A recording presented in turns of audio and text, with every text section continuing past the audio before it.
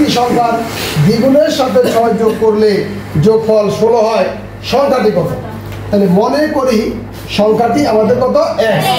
তাহলে তোমাদের বলছি কি সংখ্যাটির দ্বিগুণের সাথে তাহলে 2x, 6 যোগ করলে তাহলে 6 যোগ করে দিলাম, তারপরে কি হয়?